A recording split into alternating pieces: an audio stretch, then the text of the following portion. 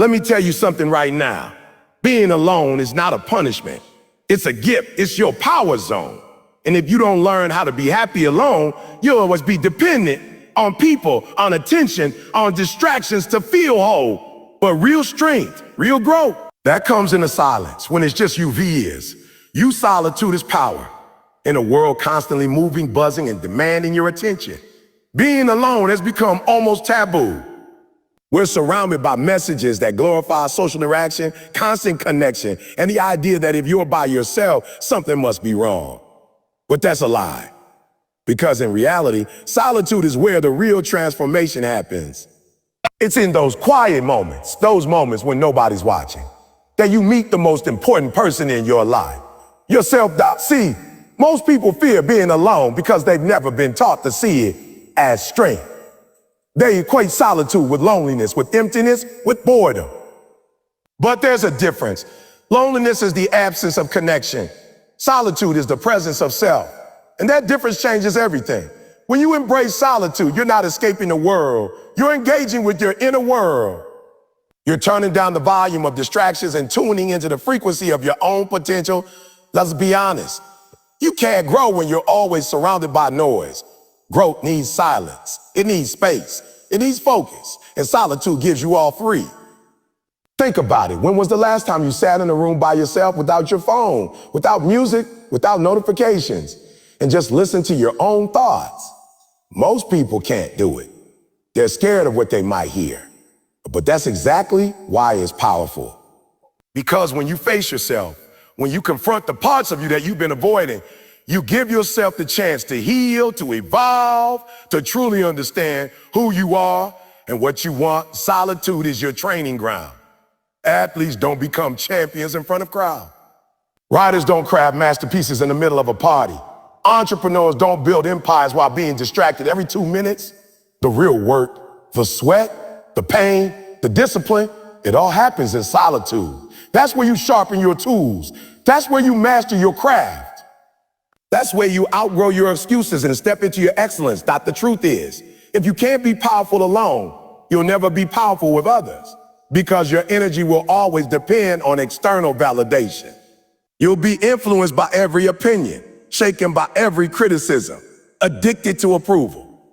But when you've mastered the art of being alone, you become unshakable. You don't move based on emotions. You move based on purpose. You don't need company to feel complete. You are already whole. That's the type of power that comes from solitude.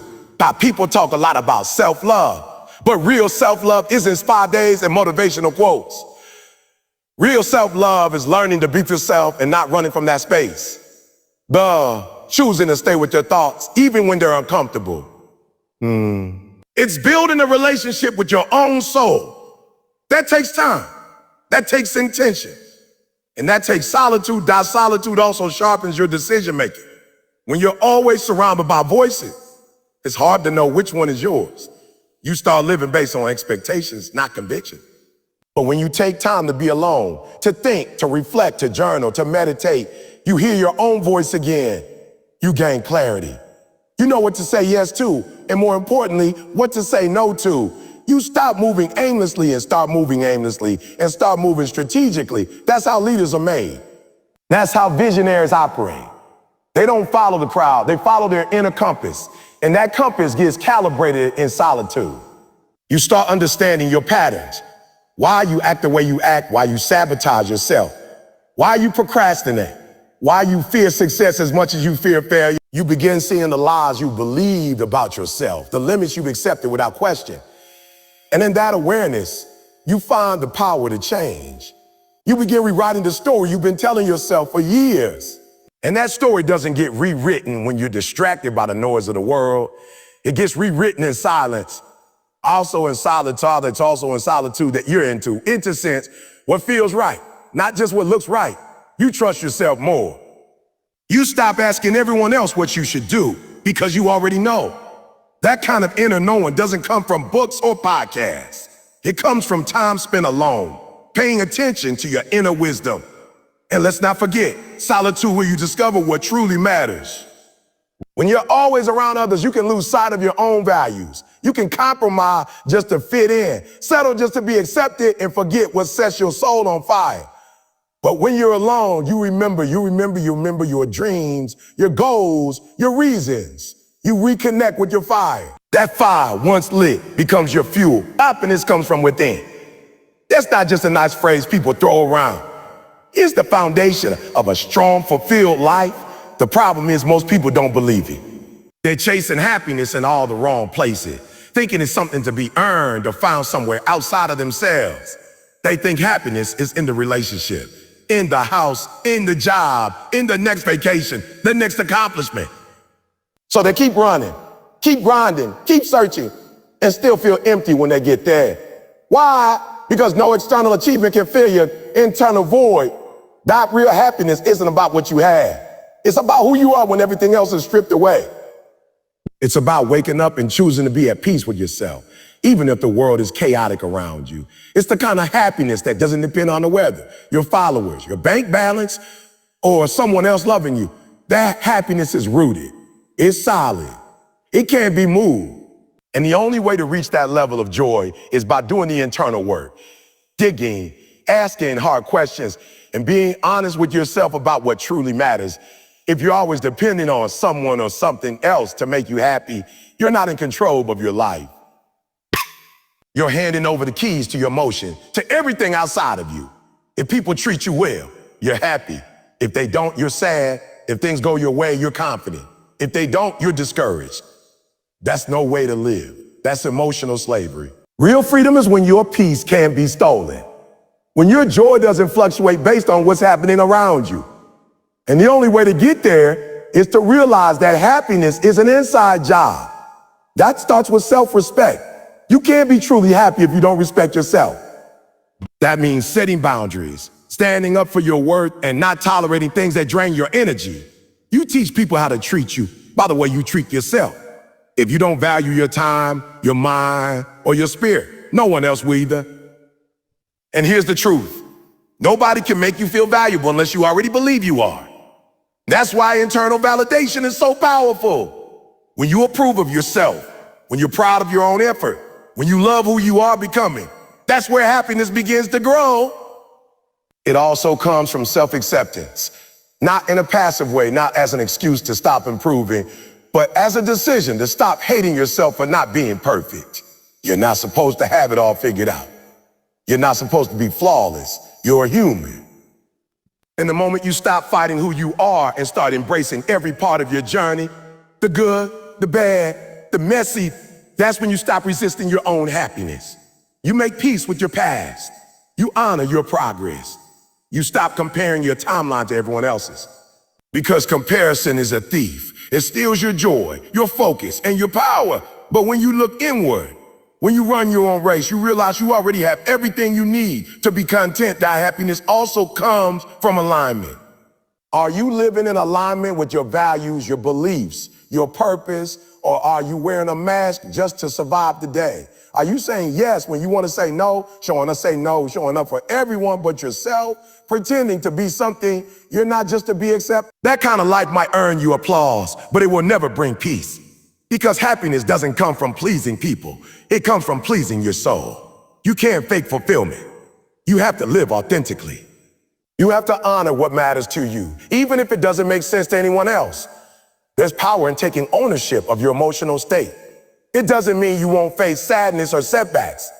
It means you learn how to process those moments without letting them define you. You learn how to sit with pain without becoming bitter. You learn how to feel without falling apart. And that emotional strength, that resilience, that's what creates lasting happiness. Because you're no longer controlled by circumstances. You're anchored in something deeper, something unshakable. Another key to internal happiness is gratitude. Not the kind where you list things just because you think you should, but the kind where you genuinely look at your life and say, I may not have everything I want, but I have enough to be thankful for. That mindset changes everything. It shifts your focus from lack to abundance, from frustration to appreciation. And when you live from a place of gratitude, you start seeing blessings everywhere. You stop needing more just to feel worthy. You find joy in simplicity, beauty in small moments, meaning in life. Finally, happiness from within comes from purpose. You need something that pulls you forward, something bigger than comfort or approval. When you have a sense of purpose, when you know why you wake up every day, you start living with intention. You stop drifting. You stop wasting time. Purpose gives your life direction. And with that direction comes a quiet, powerful kind of happiness. One that doesn't shout or perform, but simply is solid, steady, and yours that use alone time to build. That time when it's just you and the room is silent, when no one's texting you, when there's no one around to validate you, that time is gold. That time is gold. That time is your advantage. While most people run for being alone because it makes them uncomfortable, the ones who know how to use solitude are the ones who rise. That's where you build your future. That's where you become dangerous in the best way. When it's quiet and no one is clapping for you, no one is watching you, and you're still showing up, still grinding, still improving, that's when you're becoming unstoppable. That when you're alone, you don't have to perform. You don't have to impress. You don't have to filter yourself for the sake of others. You can be real. You can be raw. You can finally hear your own thoughts without the noise of the crowd shaping your decisions. That space is where you think clearly, where you plan deeply, and where you do the work that transforms you from the inside out. It's not glamorous, it's not flashy, but that's where the real work is done. You use that time to build your discipline. Discipline doesn't show up when it's easy. Discipline is forged in the dark when no one's holding you accountable but yourself. That's when you train. That's when you study. That's when you get up early, stay late, and push through when your emotions tell you to quit. In solitude, you find out who you really are.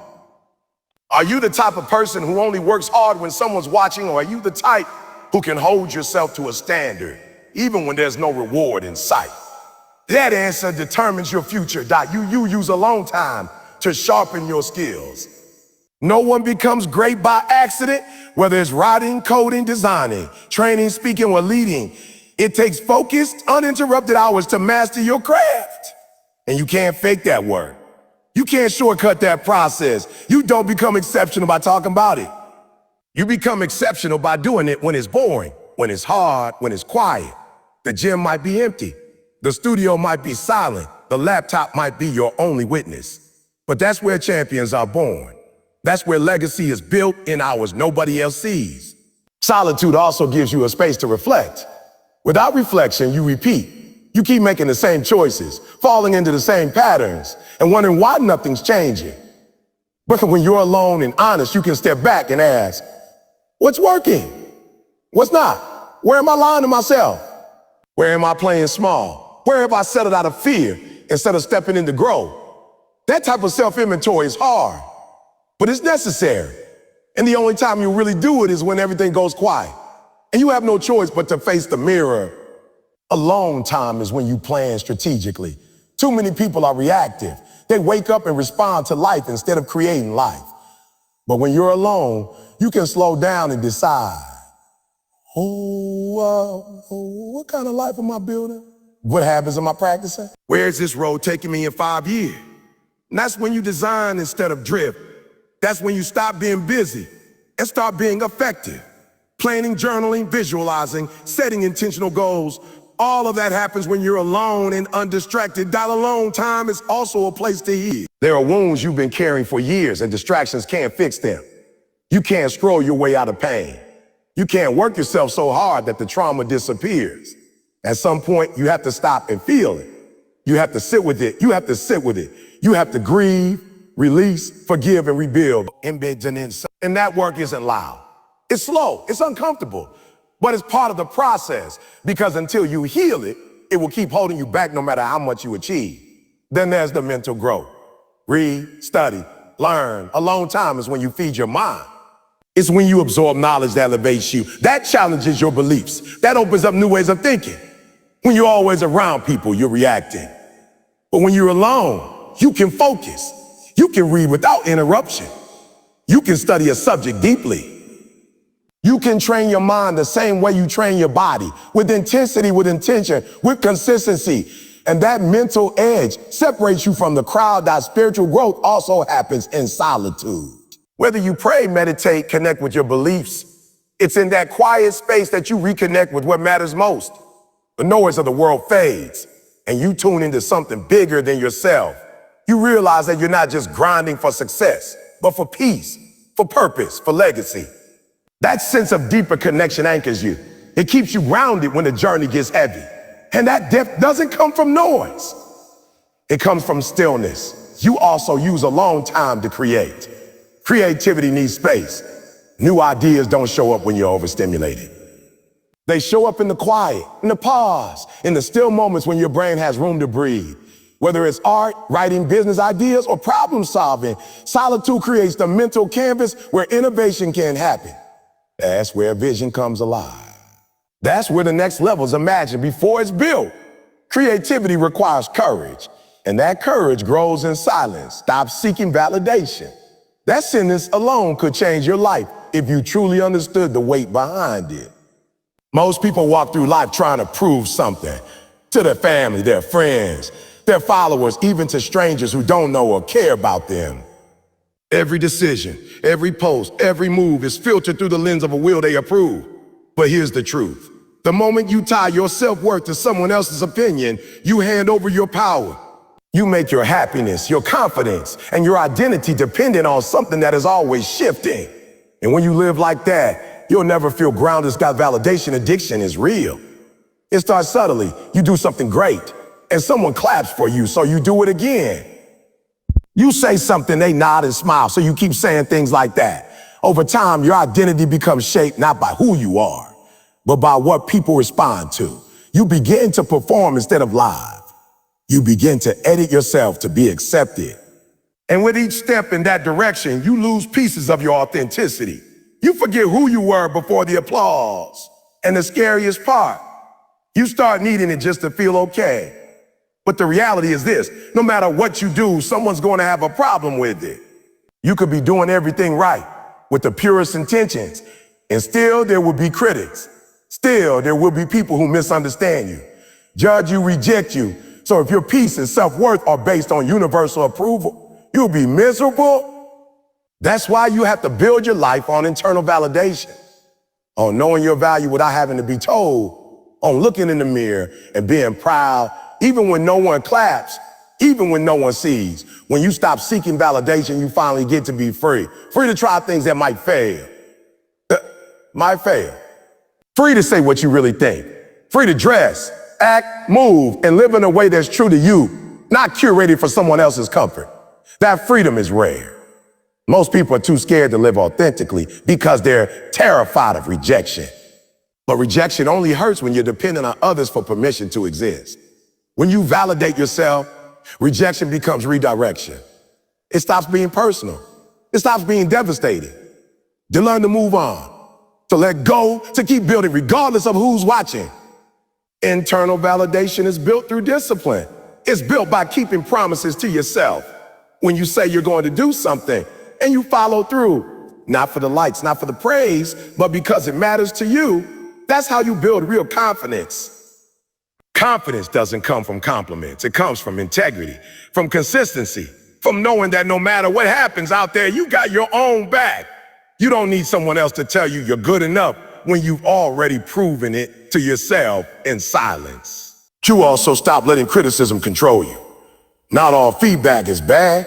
Sometimes it's necessary. But when you're addicted to validation, even helpful criticism can feel like an attack. You become defensive, insecure, fragile. But when you validate yourself, you can hear feedback without crumbling. You can filter through what's useful and discard what's not. You don't attach your identity to every comment. You listen, learn, and evolve without losing your center. And let's talk about social media for a moment. It's the biggest trap for external validation there is. People post not to share, but to be seen. They measure their worth in views, likes, and shares. If a post gets attention, they feel good. If it flops, they feel invisible. That roller coaster of emotion is exhausting and it's fake because numbers don't measure your value. They measure algorithms, timing trends. Your purpose can't be reduced to engagement. Your worth can't be calculated in metrics. When you stop seeking validation, you stop seeking validation. You stop playing that game. You post if you want to. You speak if it's real. You live for impact, not attention. You also stop overthinking everything. When you're focused on approval, you second guess yourself constantly. Or what if they don't like it? Or what if I sound stupid? Or what if they think I'm too much? And that inner noise can be paralyzing. But when you know who you are, you're not looking for anyone to co-sign your identity. The overthinking fades. You move with clarity. You speak with intention. You act with confidence, not arrogance, but grounded belief in your own voice. Relationships even change when you stop needing validation. You stop tolerating one-sided connections. You stop shrinking to make others comfortable. You stop pretending. And the people who only like the version of you that perform for them, they'll leave. But the people who are real, who love the unfiltered you, who see you and support you, that's who remains. And you'll finally know the difference between being liked and being loved. You don't need a stage to be important. You don't need applause to be worthy. You don't need likes, followers, or approval to live a meaningful life. When you validate yourself, you stop chasing. You stop begging for recognition. You just do the work. You live the truth. You walk the path even when it's quiet. And in that silence, you realize you were never lacking. You were just distracted by a world that profits from your insecurity. Embrace your own company. It sounds simple, but for most people, it's one of the hardest things to do. We live in a world that teaches us to always be surrounded, to always be surrounded, to always be doing something with someone. And so we learn to avoid ourselves. We learn to fill every empty space with noise, every quiet moment with distraction, every lonely hour with company, even if that company isn't good for us. But here's the truth most people run from. Until you learn to enjoy your own company, you'll always feel alone, even in a crowd out. Your own company is where your strength lives. It's in those moments when it's just you, no distractions, no applause, no one to impress, that you discover who you really are. When you stop running from silence, you learn to sit with your thoughts, face your emotions, and listen to the voice you've been ignoring, your own. That voice, when you really tune into it, will tell you everything you need to know. It will reveal your fear, your dreams, your wounds, your purpose.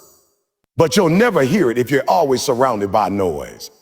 You can't build clarity if you're constantly escaping into someone else's energy tattoo. Many people treat being alone like a punishment, like a temporary state to get through until someone or something better shows up. They associate solitude with emptiness, with sadness, with lack. But being alone isn't about lack. It's about space.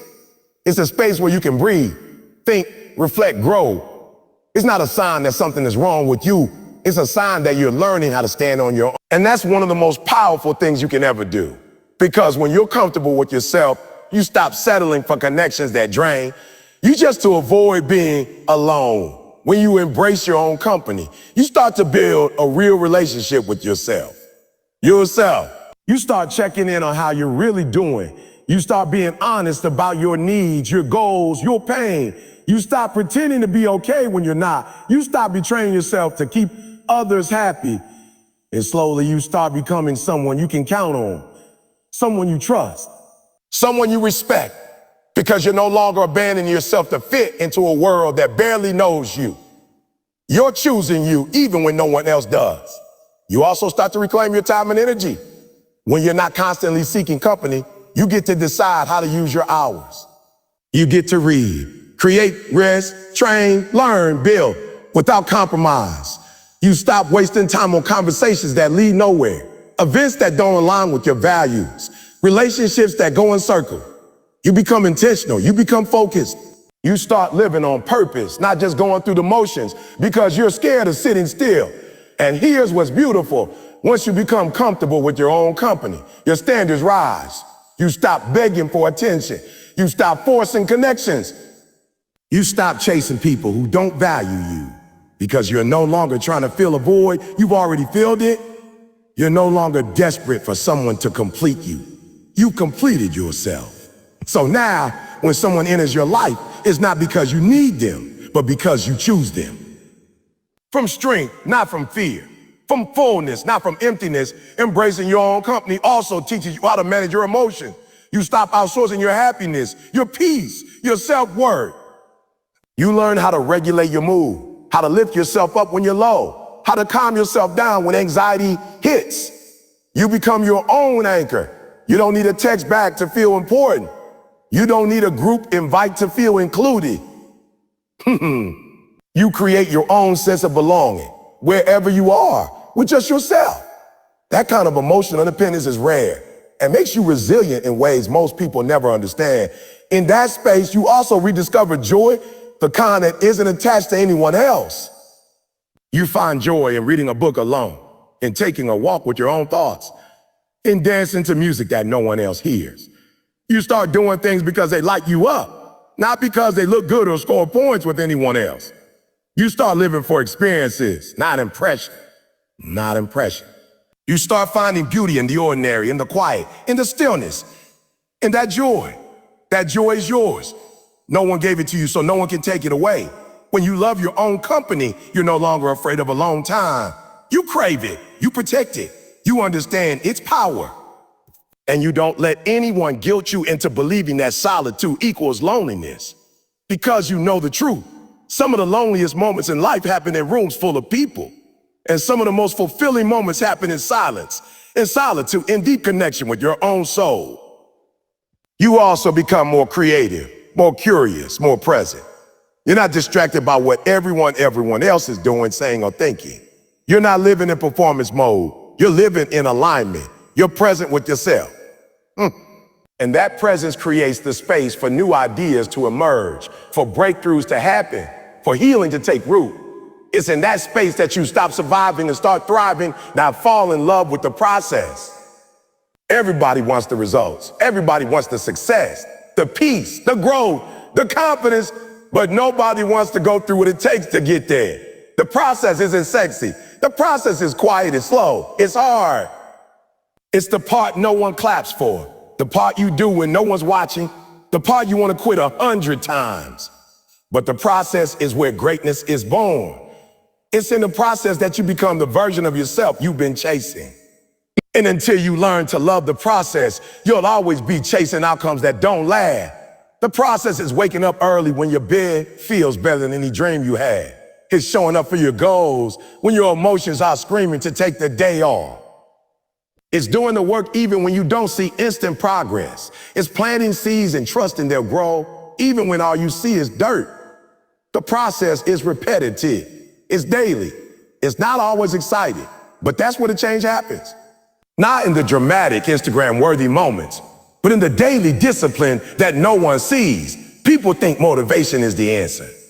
They think they have to feel inspired every day. But motivation is a mood. Discipline is a decision. And the process requires discipline. It's choosing to retire. It's choosing to do it confused. It's choosing to do it scared. It's choosing to show up when you rather disappear. And over time, that consistency builds momentum. That momentum builds confidence. And that confidence builds a foundation that doesn't shake every time life does. When you fall in love with the process, you stop obsessing over how far you have to go. You stop comparing your chapter 2 to someone else's chapter 20. You stop beating yourself up because the results didn't show up overnight. You begin to appreciate every step as part of the journey. You understand every rep, every page, every hour of practice matters. You realize that your power is in what you repeat. And when you fall in love with what you repeat, you become unstoppable. The process also teaches patience. In a world that's addicted to instant gratification, patience is a superpower. We're conditioned to expect quick results, fast feedback, and immediate rewards, but real transformation doesn't work like that. The process doesn't operate on your timeline. It unfolds when you're ready, mentally, emotionally, spiritually, and sometimes that takes longer than you want. But if you can stay committed during the waiting seasons, during the dry spells, during the plateaus, that's where the strength is built. That's where you develop grit. That's where you prove to yourself that you're not just in love with the outcome. You're not just in love with the outcome, you're in love with becoming. There's beauty in the struggle. There's power in the repetition. There's purpose in the delay. The setbacks, the failures, the disappointments, they're all part of the process. They don't mean you're doing it wrong. They mean you're in the arena. They mean you're growing. Every time you get knocked down and get back up, Every time you face resistance and push forward, every time you want to give up and don't, you're reinforcing the mindset of someone who's built to last. Falling in love with the process means you start to value the internal wins more than the external ones. The days you didn't quit, the times you showed up when it was inconvenient, the growth you experienced that nobody else noticed. That kind of progress builds a sense of pride that no trophy can replace. You begin to realize that success isn't something you chase, it's something you become. And becoming takes time. Becoming takes effort. Becoming takes process. That is also where self-respect is earned. When you know you put in the work, when you've done the hard things, when you've sacrificed comfort for growth, your self-worth rises. Not because someone else approved, but because you know what it took. You know what you gave, and no one can take that from you. That confidence, that quiet power, that comes from loving the process. Because when you walk through the fire, when you've endured the slow burn of daily effort, you stop needing validation. You start moving from a place of knowing. The process, the gym before the transformation picture. The rough drafts before the bestseller. The nights alone before the dream relationship. The hours of studying before the degree. It's everything that happens in between the decision and the result. And when you make peace with that space, when you find joy in the grind, when you fall in love with the process, you stop needing things to happen fast. You stop measuring success by how shiny it looks. You begin to live from a deeper place. You begin to show up not just for the win, but for the work itself. So stop waiting for the applause. Stop chasing the outcome. Stop begging for shortcuts. Stand where you are, plant your feet, and honor the journey. Everything you're becoming is happening right now. And to struggle, in the silence, in the process, you don't need permission to grow. You don't need company to be whole. You don't need approval to be enough. Just commit. Keep going. And remember, happiness doesn't come when everything is perfect. It comes when you're finally proud of who you are, even in the middle of the climb.